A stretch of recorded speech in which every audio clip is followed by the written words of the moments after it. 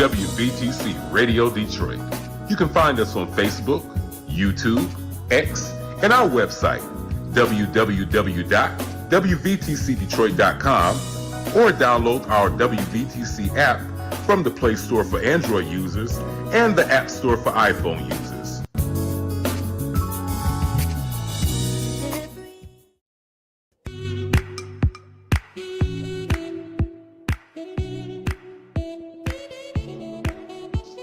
Thank you for tuning to WVTC Radio Detroit and the Community Bell Show with your host, former Wayne County Commissioner Edna Bell. Stay tuned for insightful information Detroiters will find valuable. Text a friend and tell them to watch with you for news you can use. And now, your host, Edna Bell.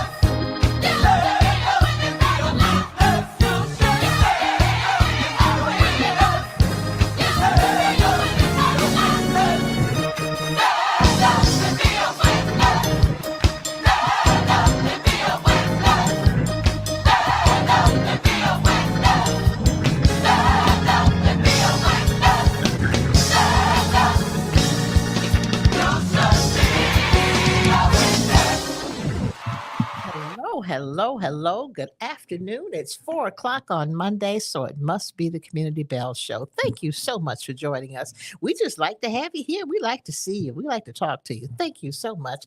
We got a lot of stuff to talk about today, just a lot of stuff to talk about today. But first of all, let me tell you, New Prospect Missionary Baptist Church has a pastor. Yes, thank the Lord. Just wait. God will send you what you need when you need it. After 8 years, we have a pastor. Thank you, Jesus. And it happens to have come when we were celebrating our 100th anniversary. You know, God does things in his own way. So we're celebrating our 100th anniversary. And lo and behold, we took the vote last week. And this young man is overwhelmingly elected pastor of New Prospect Missionary Baptist Church. His name is Reverend Dr. Melvin Andrew Davis. Reverend Dr. Melvin Andrew Davis. And we're just so pleased to have him. We can't wait for him to get here. Now, it's going to take a minute. So, the first, I know what's going to happen now. Well, when's he coming? I know you're going to start asking questions. Well, when's he going to get here? Give him a break. He just found out last week. Only been a few days since he found out, last Wednesday night specifically. And he's got 4 children that he has custody of. So, give him a break. When you even if you only had 1 child to maneuver, he got 4, 1 in college, and the other 3 are still at home. So give him a break. As soon as we do the logistics of all that, then we will have our new pastor at New Prospect Missionary Baptist Church. Thank you, Lord. If you just wait on the Lord, sometimes why haven't they hurry up and got a pastor? And I kept telling people, just in God's own time, and this is his time for us to have a new pastor as we celebrate our 100th anniversary. God was waiting for that. You just don't know what God has in store for you. So we are just so pleased. Congratulations to the search team and the church leadership for all their hard work. This has not been easy. This has not been easy, everybody. So we're just excited that I can announce to you that we have a new pastor at New Prospect Missionary Baptist Church as we celebrate our 100th anniversary. And yesterday, in celebration of that 100th anniversary, we had one of New Prospect's own preach the sermon, Reverend Jake Gaines. Reverend Jake Gaines. And Reverend Jake Gaines was baptized at New Prospect Missionary Baptist Church under Reverend Heath when the church was over on Wisconsin. We then moved to, of course, the location at 6330 Pembroke, and Reverend was with us then. Of course, Jake Gaines at that time had gotten to be a big boy. He said, "Hey, I'm leaving church. I'm done with this. I'm leaving." And he has a great voice. For those of you who don't know, he was an entertainer, sang. And then something hit him one day, and he doesn't even know what it was as he tells the story. But it brought him back to God, and God said, "You're going to go preach the word." He said he tried to fight it, but he couldn't. So Reverend Jake Gaines was our minister yesterday, did a simply fantastic job. So thank you, Reverend Jake Gaines, for being our minister on yesterday. And then, of course, we celebrate the big day next Sunday, the 27th. Come and be with us on Sunday, the 27th, when we celebrate our 100th anniversary at our church on the 27th. On Friday night, we had our church banquet at the Rooster Tail. It was great. It was just a wonderful experience. It was so good just to fellowship with our fellow members and visitors. We had a great comedian. She was excellent. And everybody danced. We did some hustle and some all that other stuff. I only know one hustle, everybody. I only know the Stevie Wonder hustle. That's the only one I know. But obviously there were people there who knew others, and they did them. And we had a great time. Food was good, company was good. It was simply a great evening of fellowship. And thank you so much to the committee that planned all that. It was a wonderful evening as New Prospect broke bread together as we continue to celebrate our 100th anniversary. I'm just excited about it, really excited about it. And then on yesterday, the Gospel Music Workshop of Michigan chapter, Detroit chapter, is how wonderful. We had a gospel concert to beat all. It was wonderful at Burnett Baptist Church over on Schoolcraft, led by evangelist Madam Sandy Rose. The ladies showed out. I just want you to know, the ladies showed out. Standing room only. And then we ran out of standing room. we had to tell folks, "I'm sorry, we don't even have standing room for you. We can't let anybody else in. Fire marshal will come shut us all down." But it was a wonderful evening of celebration and fellowship, and it was a grand time. I mean, it's one of those times where you really don't want it to end. You know it's got to end, but you just don't want it to end because the music's so good, and just being around everyone was just such a fantastic time. So thank you, Gospel Music Workshop. Marvelous job, and know that they haven't had a chance to have a concert since before the pandemic. We were at the church. Where's the church, Sandy, over on Warren? I can't think of the name of it. What's the name? Warren and Bethune? Bethel AME. Yes. Bethel AME. And that was a fantastic con, but that was the last one we've had. So we have not had one since the pandemic. So the ladies showed out. And then I want to tell you, they had on black, but they had the prettiest big orange blossoms on. And it was beautiful. I mean, that just made the scenery just pop. It was great. So thank you to the Gospel Music Workshop, the Honorable Evangelist Sandy Rose under director. We had a great time. And then I must simply take personal privilege in saying that my daughter Alicia Bell received one of the awards. Yes, she was absolutely fantastic, of course. But thank you to the Gospel Music Workshop for providing her with that award. We are just so grateful to you, and we're so grateful that she's able to do what she does and stay healthy and take care of her family and work in the community. And I tell you, God does things in good ways. She was in her community. It was, I want to say 3 weeks ago. Had picked her son up from an event. Was at Plymouth and Hubble. Car ran a red light. Fortunately, she saw it coming. She stopped, but the car still hit her. Hit her on the whole front part of the car. Fortunately, when she stopped, he didn't hit her on her side, the side where it's the driver's side door, where that would have been a horrible, horrible scene. But he hit her and kept going. The blessing is that because she was in her community and community people knew who she was, one of the ladies who was in the area had just come out of a store, saw it, got in her car, followed the car, got the license plate number, called the police.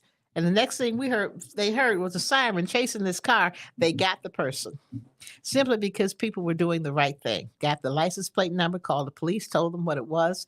They went right ahead and got that person. So, God is forever watching over. But the good news is she was not hurt. Her son was not hurt. Car was totaled. She just got a new car. Car was totaled to tell you how bad it was. But she was hurt. She was not hurt. Thank you, Jesus, for all you do. Thank you for watching over the ones that we love. We appreciate you. Now that I've got all those announcements out of the way, got some other stuff for you. You know what I'm going to talk about now, don't you? You know what's coming 15 days from tomorrow. Election. The election of a lifetime. And I know we say that all the time, but this one truly is. When have you ever had a Black woman running for president? When have you ever had a Black woman running for president? Never. So the key is vote for her, not just because she's a woman, not just because she's Black, but because she's the best person for the job. So throw all the other stuff out of the window. Look at who the best person is for the job. Look at the person who has the compassion. Look at the person who has the plan. Look at the person who simply knows how to talk to everyday people. Look at the person who looks after everyday people. Make your decision based on what's right for you and your family and people who care about you and this community, not based on what they say. Don't look at somebody just because they've been convicted of something that they did several times. Think about the person who has been working hard all her life, helping people all her life, who has not discriminated against people because of the color of their skin, has not discriminated against people living in her apartment building because of the color of their skin. Think about that. It doesn't take rocket science to figure this out, everybody. It doesn't take that, but think about that. You need to vote. You need to vote. Now, let me tell you, you can vote. So, what if you've been convicted of a crime? You've done your time, you've paid your due to society, and you're out. You too could be a contributing member to the society, but one of the ways you contribute is by making your voice heard, by voting. You can do that. If you are on parole and still getting rid of your time, working through your time, you can vote. You can vote. If you just got out of jail, you can vote. Please do that. Please do that. If you don't want to do it for yourself, do it for your children and your children's children and the other people that you love. It really is just that important. You can vote. You can vote. Go do it. And if you don't think you're going to be able to vote on election day, you can go vote right now. How about that? How about that? There are places all over the area where you can go vote right now. Because if you have to work on election day, you're going to say, oh, I've got to work. We took care of that. Doesn't matter. You will have a day off between now and the 5th of November. I just know you're going to have a day off. So take some of that time, go vote, go do the right thing, go help your community be the best it can be. Won't you do that for all of us? Okay, I'm going to leave you alone for now, but I'll be back to that. I will come back to that voting piece. You know why? Because it's just that important. It is just that important. Now, the last thing I'm going to tell you about this, we all know who Barack Obama is. Call him 44. We know who 44 is, right? Well, 44 is coming to town tomorrow, everybody. 44 is coming to town tomorrow. He will be at Huntington Place tomorrow. Tomorrow. So go online. There's a way for you to register to be able to be in the house with 44. The Honorable Barack Hussein Obama, 44th President of the United States, will be in town to talk more about voting. So be there. Be there. And then the last thing I'm going to say about that today is a group called Higher Heights. It's a group of African American women who support Kamala Harris, Black women. They're having a brunch on the 27th. And it's a Zoom brunch. You can decide you want to have a brunch at your house with 4 folks. You can decide you want to have a brunch in an office building with 20 folks. But however you want to do it, 2 o'clock, the brunch will take place on the 27th. If you want to get involved, I'm going to give you this website to go in and you can get involved. It's hhfa.us/gov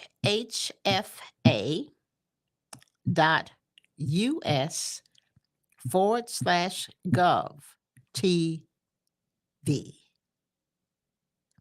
No, /go TV weekends. That's hhfa.us/go TV weekends. And that way you get involved and you can have a brunch with your buddies and support Kamala Harris, the president.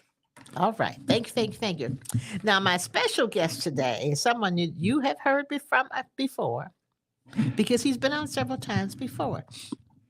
He's a young man who has been extremely involved in helping young people get their lives together, helping young men who have been incarcerated assimilate back into the community, helping them understand their place in the community and how they can help. And so we have with us today Mr. Dwight Harris. Dwight is going to just talk in general about his work in helping people in the mental health field, substance abuse field, and just in general, helping them to get back into the community and understand how they fit into that community. Dwight, are you there? There you are. Hey there. Have you got your volume turned up? Because I can't hear you. And just so that you know, Dwight is on his way to Midland. Can you Dwight hear me now? does work in Midland. There you go. I can hear you now. Very good. How are you this afternoon? I'm fine. I'm Good. fine. I was listening you talk about the elections, Okay. and that's paramount. right now in our community. That should be the top of everybody's agenda. Uh, Not that we voting today, but you can. It's not November 5th, but you can prepare to vote. You can register to vote. Uh, we're talking about the spirit of a thing, talking about voting, like this ideology that everybody's supposed to have at the same time. Like a lot of times when we get together, we can do it if there's some music involved or some finger popping and stumping your feet. Well, not that you can't do that when you vote and if we win, because we do celebrate when we win. We also celebrate in the process to get to the vote. And so today is a celebration to vote, to be prepared to vote. It's really a celebration to those people that really believe in it. And so what we're trying to do all over the country, we're trying to get other people to believe in it the same way that we believe in it. Uh, it's it's just the things that they're doing. Like a lot of times we think we're doing something greater than voting.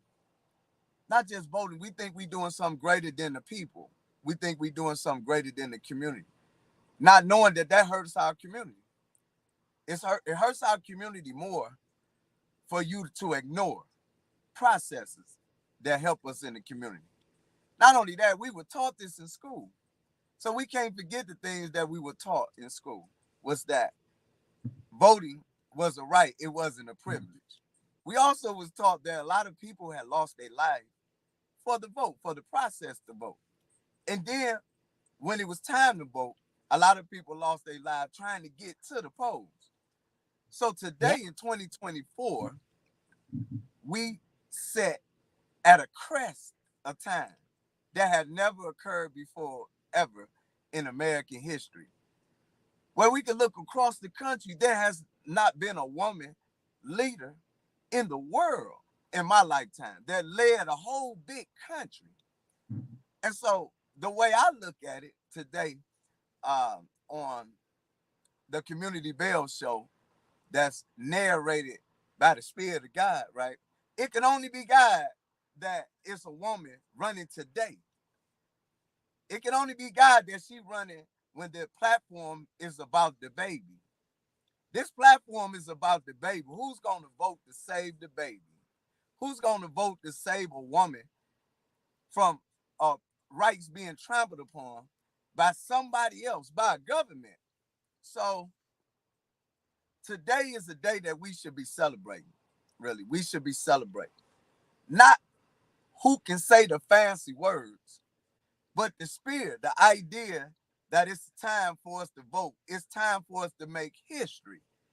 I agree what Edna Bell said a couple weeks ago, that I believe too, that it's just a PR stunt. It's impossible for everybody to walk across the Red Sea and to be led by a thought. The fact that it just say I am, and this thought caused everybody to believe that it was possible to walk across the sea. We're not even walking across the sea right now. We are a people that need to be free right now. And the only way for us to be free is if she take the mantle in the chief place and walk us across the river. So that's not something that's far-fetched. We're looking at it every day on the news. So I didn't want to spend a lot of time talking about the other end, but the negativity, anybody that gravitate to negativity is negative. Okay. So what I say to that right now from a mental health standpoint, don't be negative. We have to first, we just have to get down there with the people that may not see what we see. Having faith is a blessing. It Everybody is. don't have faith. Those who have faith have to lead the way. Some people can't see. It's not that we're going to make them see. We have to let them know that they are able to see. You just got to look this way. And what I realize about our people is that we got to take the lead. We just got to lead, and then people will follow. That means that people got to see us lead. We got to come from behind the desk We should have been from behind the desk. Our work need to be more transparent. To when it's time to make a decision for us to do it, everybody sees. So men, I'm saying men. A lot of men are not watching it, but I'm saying if you're watching it, share it. One of the things about these times is that all it takes is you to push the button. Not only that, you got a lot of paperwork coming to your household about the vote. Yeah, my goodness. There's so much coming to the house. It's amazing. They're big pieces. I just got some. I just threw away a whole stack of it. I thought, oh my goodness, look at all this money they're spending on sending this stuff to the house. Yeah, That is yeah, incredible. yeah. And see, now So that to me, I think is a waste. And I know it's political and people always do it and everybody wants to do it. But it would seem that there would be another way to let people know what's going on than all this paper, because people aren't reading it. They're doing just what I did. They're throwing it away. so here go. My base is spiritual. Let's go. I'm going spiritual a little bit. So we Okay. are in the Aquarian age. This age, we've been talking about it from the beginning of the year 2000. We are in the age of transformation, jubilation, and spiritualization. Means that things have changed. We are not in the Aquarian age, the age of the fishes going against each other. That was the age that Jesus spoke in. We're in the age of the Aquarian age of the water, where everything is being purified, transformed. And when we think about Revelation, we're thinking about these times. It spoke about these times. It didn't tell us for us to be afraid. Revelation tells us so we could be prepared. I read Revelations when I was a kid. When I first started reading the Bible, I was afraid of Revelations. I never understood what that was all about. I never thought that I or somebody looked like me was going to be talking back to their mama or to their daddy. That's what Revelation says. So what Revelation tells us that we are in the last days. So what the last days mean to me is that I might not have no other day to live, right? Okay. Which means that today I got to do what I need to do today so that my legacy to live on. So Preach, what I right? realized, What you doing? I, Preach, boy. I'm Wait a saying minute. What you sometimes been we don't understand. doing? Hey, We well, don't come on understand now. where we're going, right? So that was the other side of me, right? So I'm just saying, like, we don't know where we're going. Legacy is you. So if you live in a life, you must be living in your legacy. You can't live in an illusion. When you live in an illusion, you cause yourself to be upset, depressed. Some people want to commit suicide because the things in their mind is not working. That's because you're not selling it with your environment. You're against your environment. Okay, some people have behavior issues. On the other end, it's important for us to be caring to everybody. That's the only way we'll know if something really wrong. We know that there is something wrong in our community. And from a That's a spiritual statement. standpoint, There is something definitely wrong. But let me ask you about this, Dwight. What how are you involved, or what's going on to try and get to the young black men who were incarcerated who are now out? Because I know you deal with a lot of them and you work with a lot of them. How are you getting to them to make sure that they are voting and if they are supporting the Harris ticket? so since I've been home 13 years, I've always kept contact with guys in prison. So one of the things that I try to show whenever I get a chance to have these detailed conversations is that people in prison are trying to live out a life. They're just devoid of freedom. They heads by gates. And so they want to be involved. So what they're doing, we have organizations like National Lifers, um, and other organizations within the prison system where we can't vote, but we send letters out to get our families to vote for us. Really? Okay. So we Didn't know that. guys in prison have influence on their family. They send us money. They send them money. They go visit them. You know, they sacrifice their time and money to go visit them, which means that people in prison has influence over their family members. And so what they're doing right now, they want to get on what's crazy. They want to get on the pod. They really want to talk about it. They having these big discussions about with guys in prison and saying they believe in Trump. And so they'll call me and have a conversation. I don't understand these guys. So I was just letting them know not to get in prison. They'll get mad about it. Like they have a whole different idea about it. So I'm telling them that people out here think the same way. And when they think about it, they're thinking about it in the sense of how can I get out? If I vote, what would that do for me if I get out? If I have somebody to vote for me, what would they do? So for the guys that's home in Michigan, we are able to vote. A lot of the men I can say that came home from prison in Michigan, I set very good examples in their own way. We are doing so many different things in the community. You might see some of us a preacher. I know some that drive a Greyhound bus. All the stuff that I do, I know one that's a doctor. I know one. So it's so many guys that come from prison that's doing so many great things in the system, in the state, in the county, in the city, especially the city. And one of the things that Detroit has done, it has allowed returning citizens to be accepted back into society.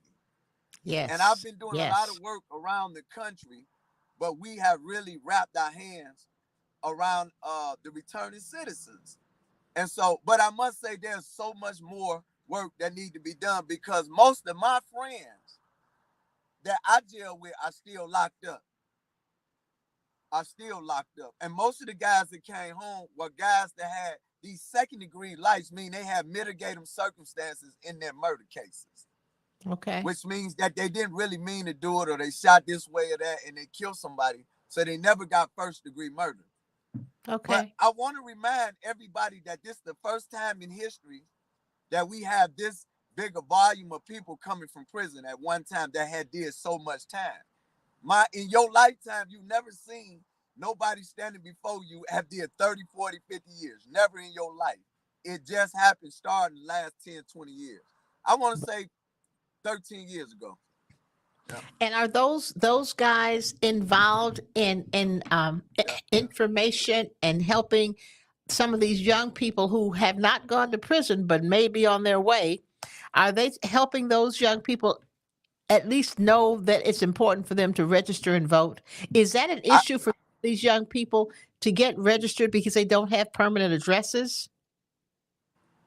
that's true. But guys coming home from prison, we do know, like most of the guys that I know, unless they reverted doing something else. But for most of the guys I know, and there's a lot of organizations that's I don't like to say reentry, but we are tied because we came from there and we are involved that way. Hmm. However, we do need funding. A lot of times though, our organization don't know ways of getting funded.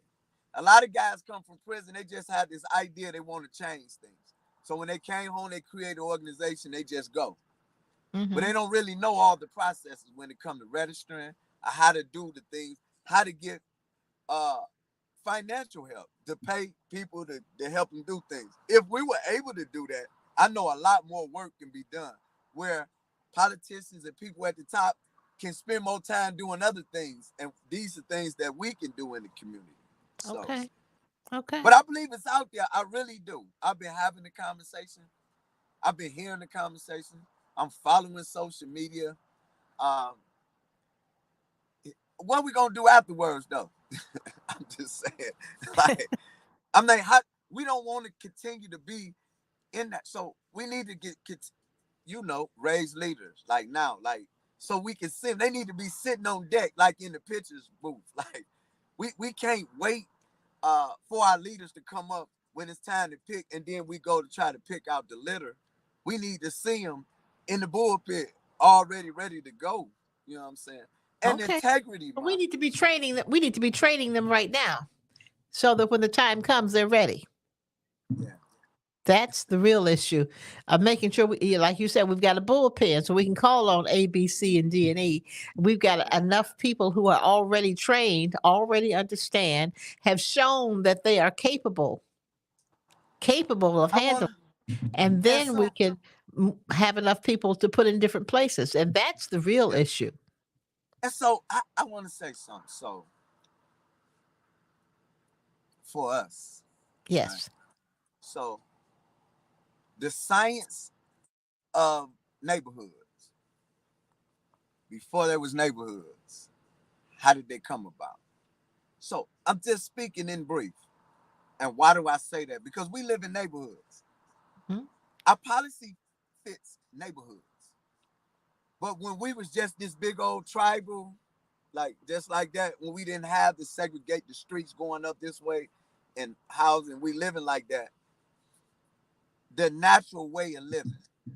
So what are you talking about? The way a lot of times I do that because I'm trying to get people to see something. So be friendly and caring. I say that a lot because if you friendly and you don't have to figure out how to fix nothing up. Just being caring and friendly to a person helps us a long way. We are not friendly. We don't walk on the right side no more. In grocery stores, everybody walk on the left, walking to each other. People don't say excuse me. People don't speak no more. People don't believe in neighbors no more. Like I was taught that you must speak to your neighbor. Uh, the respectability of children, they don't believe that they should say excuse me. They feel that they should be able to walk over elderly, even if they're older, that they have the right of way if you're not in that space. So what I'm realizing is that people live outside their space. They invade other people's space by being disrespectful because they have no business in their own space. So I think as a community, we just need to show people how to be in their own space. If they're in their own space, then it's better for us to help them there. So what happens is that we don't give the help when it's needed, so they come outside their space and they infiltrate other people's space. I'm just showing, like, what is it that we doing? We need barriers, invisible barriers. They can't show up after it's over. So why do you say that? Well, when I think about mental health and I think about where we at as a community, I've seen times where order did exist. I've been on both sides of the spectrum of life. Order can exist. I just believe that as a community, we're too friendly when it comes to those things that we need to do. Uh, Instead of being detailed and go down in there and deal with it, we like to just deal with the statistic of it. I mean, we're dealing with the whole and not the actual problem. The statistics show that there's a problem in the area, but boots on the ground lets you know exactly where it's at. So I think we're getting there. I really do. I mean, I really do. I really do. I I mean, think we're going to get there. I just think it's going to take more people though who recognize yeah, the importance of the mental health piece of it, of the bringing it down to a level that is not macro but micro. yeah, You know, you got to do it in small pieces. You can't just do the whole thing. It yeah, has to be small pieces, and you get those. A lot of small pieces will then make a nice big piece. yeah. And so you work on block by block by block, and that's how you make it work. Thanks, Teresa. I appreciate you. Um, uh, And you know, here's the thing. So I always talk about my life because people don't know why I do that. So because the example, like where I come from, like if I sit down, I've been through a lot, and to be where I'm at, it was the process of how I got there. Not only that, I had to change 2 or 3 times since I've been home. That process is the change that everybody need to make in the community. It starts with self discipline first. I mean, yes. we can talk about what you need to do, what you need to do. We can do that all day long until we show people they have to see who they really are. I never knew that it was another me. I never knew it was another me. I used to think that all that I was what I was, and I wasn't gonna be no more than what I was. Wow. That's how I really believe life. Until somebody told me that you got a good and a bad. I'm like, what? Man, you got two. You got two. You could be two people. I never believed it. I thought I was just one dude. It didn't matter. it's gonna be this way. Until I realized that it is too. I can do good and bad. People that do wrong, a lot of times they don't believe that they can be both, man. I never thought that I could do both. I thought when I was wrong, in order for me to do right, I got to be all right. But then I learned that I can piece my right. I can All right. piece my right. I could cut this off, and I still do that, but I could work on this. Yeah. People say with change, they'll tell you change the whole thing, or I'm gonna pop you in your head. You can't change the whole thing. You got to do a little bit at a time. Little bit at a time. For real, man. And so I learned that, and even being home. Do you know I wasn't able to use computer 13 years ago? Do you know I never knew what no icon on the computer was 13 years ago? But what did I do? I got 3 or 4 computers. I got iPad. I know how to use everything now. I do.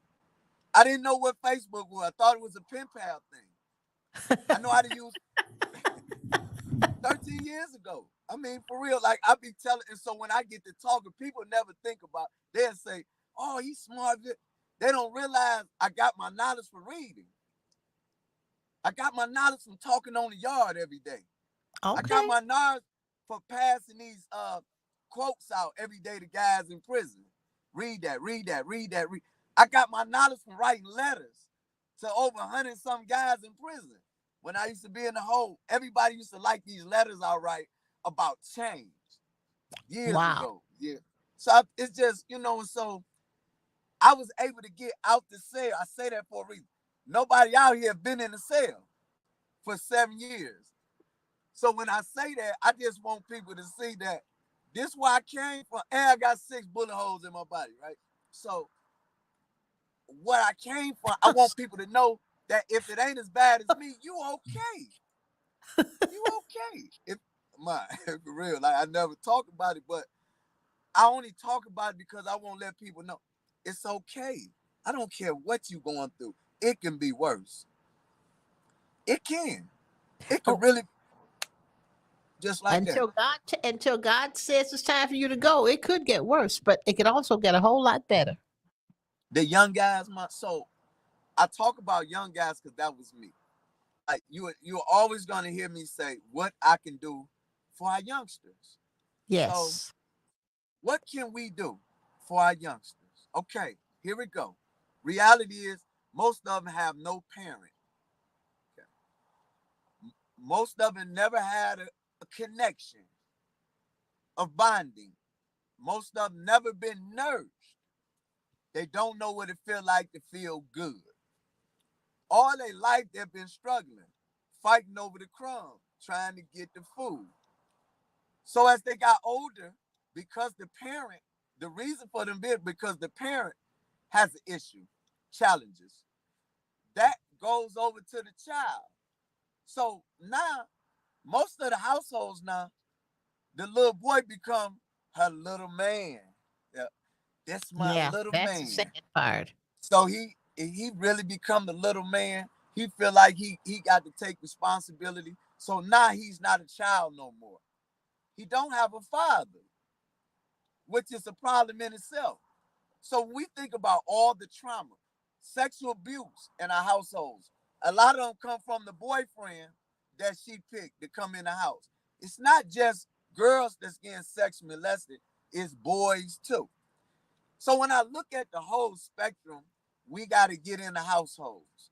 We cannot continue to allow our parents in our community where we have a mental health crisis to say that everything in a household is okay when a murder is being produced by the negligence of the parent. It ain't even her fault though. It's not Say even that her again. fault. A murder is being produced by the negligence of the parents. See, that's Yeah, deep. he's coming out the house killing because there was no bonding, there was no connection at birth. I'm going all the way to birth. These are socially determined problems that that reaches our community. So we have to determine socially. Let's go backward. Not socially determine socially. How do we fix the problem? How do we get in the households? That's why I was telling you about family preservation. family It's preservation. all important. It, It's all important. Dwight, we've got a lot more to talk about on this. That means you got to come back on the show, and you know who you got to come back with? What's the lady name? Big oh, you want me to Big bring Big 50. 50, man? Big 50. I really want to have Big 50 on the show. So I I know you will. can make that happen. I So will. see if you what you can do to work on that. Because I've never met her, but I've heard so much about her. And I met her through the show, but I'd like to meet her. I've Man, heard you so don't much remember about her I and the brought work it she to Alicia. does with young people and the women I who come brought out of it to Alicia. I brought it to Alicia uh, picnic not this year, last year. last year. Okay. But I'll make sure, You're man. gonna have to bring her to the show so I can meet her. I will. Okay, my dear. Thank you so much. Thank you so Thank much. you. You be safe up there in Midland. Tell your significant other I said hello. You guys continue the good work you do up there. I'll talk to you when you get back. Okay. All righty. Bye bye, sweetie. Bye. Bye bye.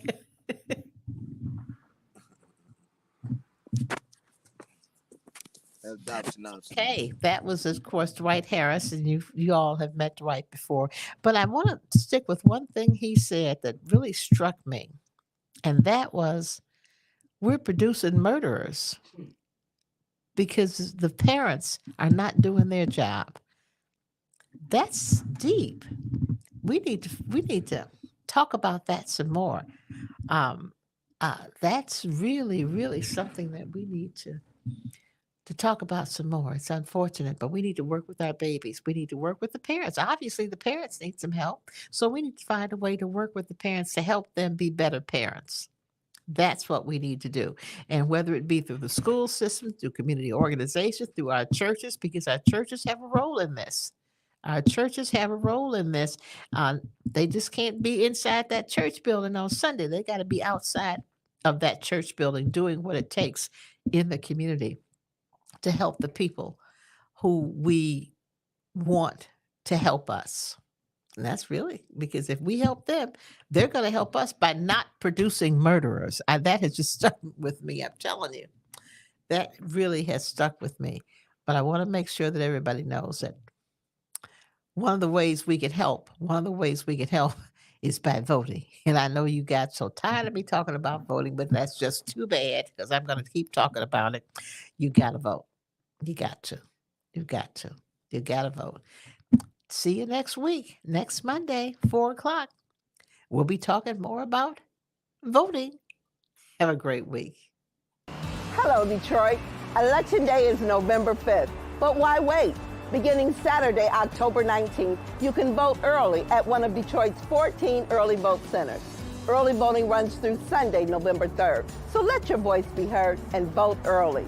If you're voting by absentee ballot, return your ballot as soon as possible. For more information, visit our website or give us a call. And remember to vote, because it's not only your right, it's the right thing to do.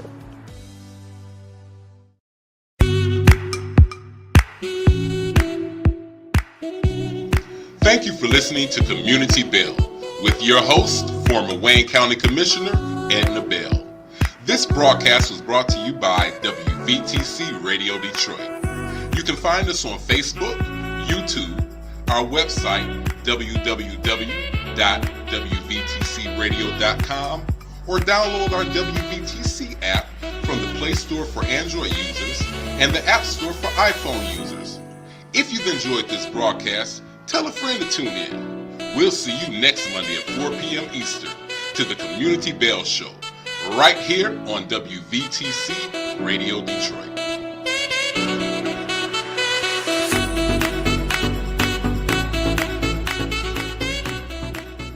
Because I live in Detroit, I was able to get tuition-free college through the Detroit Promise. I feel very fortunate working with the Detroit Promise. They were able to afford me so many opportunities. I'm currently studying media production and journalism at University of Michigan Dearborn. I'm looking to take my talents further into the production industry, short films. I love working with people here, and this is where I want to be. And that's why I'm Detroit for life.